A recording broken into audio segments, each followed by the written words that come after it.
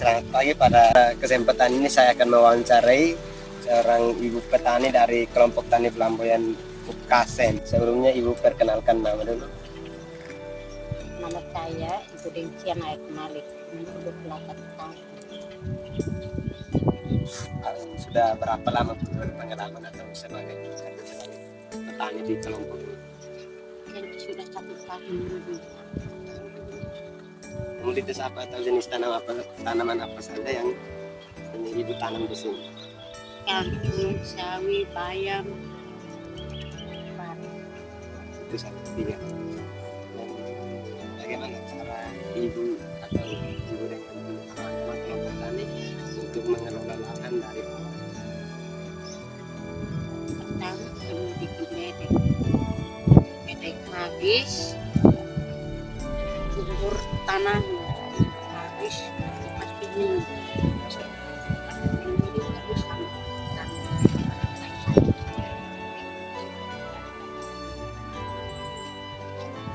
Itu pupuk dasar itu pakai kandang air.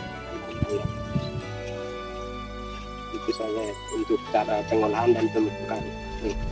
Nanti pupuk tambahan itu sudah tanam dan sudah sudah tanam minimal dia tunggu dulu 2 minggu sudah tutup kali disemprotkan pakai pupuk ekoindustri. Kemudian cara panennya dan berapa hari Berapa hari sekitar 30 hari. itu untuk tanaman ikan. Ya. Dan apa masalah atau kendala yang sering ibu hadapi di untuk tanaman-tanaman ini? Seperti terserang hama putih, bintik-bintik putih dengan terserang ulat. Itu yang akan saya. Itu kalau sudah banyak kan tidak bisa panen. Karena sudah rusak toh. Itu ibu dong bisa diatasi atau tidak bisa? Tidak bisa, nanti kita pilih-pilih mana yang tidak terserang hama, mana yang terserang hama. Yang tidak terserang hama kita tidak bisa panen. Jadi hama yang menyerang tumbuhan tersebut ibu dong belum bisa atasi. Belum bisa atasi. Belum bisa. Kami atasi pakainya ekoenzim saja, tapi kalau terlambat sudah tidak bisa panen. Oh, ya di sini ini penyuluh pernah datang ke sini atau tidak? Ke kelompok tani kah? Pernah dari kantor sosial. Dari kantor sosial. Di sini dong datang suruh ibu mereka bikin apa? Hanya survei lahan saja. Survei lahan. Hanya kasih kami fiber 2 dengan motor air, terus tambah dukung pipa dong. Tidak pernah Dengan kasih dukung selang. Hanya kasih waktu kasih turun fiber, hanya kasih kangkung setengah kilo, sawi 1 bungkus, terong 1 bungkus, lombok 1 bungkus. hanya itu. Mereka tidak Dengan kompos 3 karung. kompos. Dan mereka tidak beritahu cara bagaimana cara untuk Tidak, itu karena dari kantor sosial, kecuali dari kantor pertanian. Iya. Baik, terima kasih Ibu atas waktu dan kesempatan yang sudah diluangkan kepada kami. Terima kasih banyak. Selamat pagi. Harus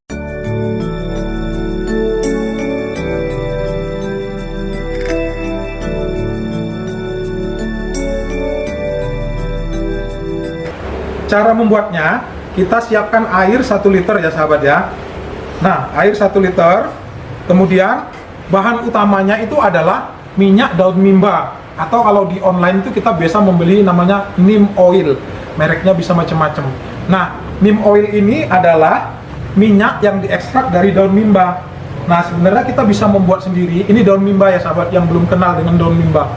Nah, daun mimba ini saya pikir sahabat yang suka berkebun apalagi secara organik harus kenal, dan kalau bisa memang harus bisa menggunakannya, karena ini merupakan salah satu senjata favorit bagi kita yang suka berkebun secara organik, agar kita bisa membuat tanaman-tanaman itu bebas hama tanpa menggunakan pestisida kimia. Sahabat yang menginginkan saya membuatkan video bagaimana cara membuat neem oil sendiri dari daun mimba, nanti komentar di link di komentar ya, mohon maaf sampai belibet ngomongnya, komentar di kolom komentar, agar kalau memang mau saya bisa buatkan videonya cara membuat neem oil sendiri dari daun mimba. Nah sahabat, kalau sahabat memperhatikan channel-channel luar negeri terutama ya, biasanya mereka jarang memang menggunakan pestisida yang kimia. Hampir semua mereka itu pasti menggunakan neem oil. Jadi sahabat harus kenal dengan neem oil ini ya. Nah, ini bahan utama. Kita masukkan 1 sendok ke 1 liter air ya sahabat ya.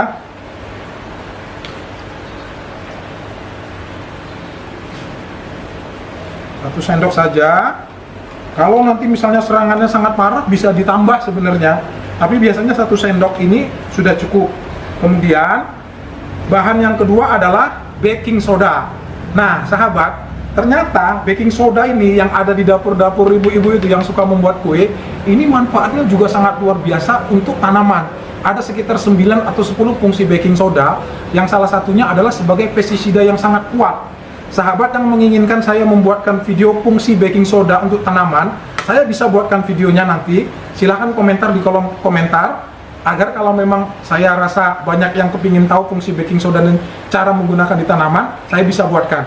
1 sendok ya, 1 sendok baking soda. Nah, ini 1 sendok baking soda. Jangan baking powder ya sahabat ya, harus baking soda. Kalau baking powder itu sodium bikarbonat juga, tapi kalau baking soda sodium bikarbonat yang murni. Kalau baking powder itu hanya mengandung 30% dari baking soda ya. Nah, ini sebenarnya sudah jadi. Cuman kalau kita mau kuat lagi, kita bisa menambahkan minyak cengkeh ya sahabat ya. Tapi sedikit saja, sekitar setengah atau 1/4 sendok ya, karena ini akan kuat sekali nanti minyak cengkeh ya sahabat ya. Nah, sahabat yang kesulitan mendapatkan neem oil, bisa digantikan minyak sayur yang lain walaupun tidak terlalu kuat nanti, misalnya olive oil ya. Kita bisa gantikan neem oil dengan olive oil, tetapi nanti tidak sekuat neem oil khasiatnya. Nah, ini sebenarnya sudah jadi, tetapi untuk dia bisa melekat lebih lama pada tanaman, kita berikan perekat. Perekat itu ada 2 macam. Kita bisa menggunakan sabun cair, misalnya saya sebut merek ya, Sunlight atau Mama Lemon, sekitar 3 atau 4 tetes saja, jangan terlalu banyak ya, karena ini keras, dia bisa membakar dia. Atau kalau kita memang benar-benar 100% mau organik, kita pakai lidah buaya. Caranya ya, kita buka saja lidah buaya ini, misalnya seperti ini. Kita buka dan kita kerok agar jelinya ini bisa kita masukkan ke dalam. Ya, secukupnya saja ya. Nah, lidah buaya ini juga mengandung JVT ya, zat pengatur tumbuh yang dia bisa menetralkan efek racun kalau misalnya pestisida ini terlalu kental, takutnya mengganggu tanaman. Jadi lidah buayanya bisa bersifat mengademkan dia, menetralkan. Jadi tanamannya tidak gampang rusak. Jadi saya sih lebih suka menganjurkan memakai lidah buaya sebagai perekat. Tetapi kalau tidak punya, kita bisa memakai 2 atau 3 tetes Sunlight atau Mama Lemon. Nah, ramuan pestisida organik yang paling kuat ini sudah siap untuk kita gunakan. Begitu cara pemakaiannya, kita tinggal menaruhnya di sprayer.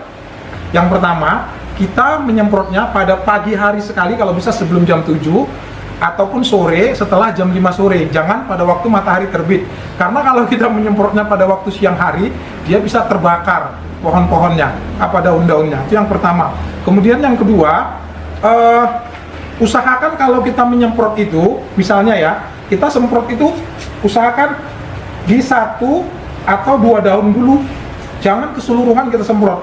Dan kita lihat sekitar 1 atau 2 jam kemudian, kalau misalnya daunnya terlihat layu atau gosong atau terbakar, ini kita harus encerkan 2 kali atau 3 kali lipat, berarti dia kekentalan ya.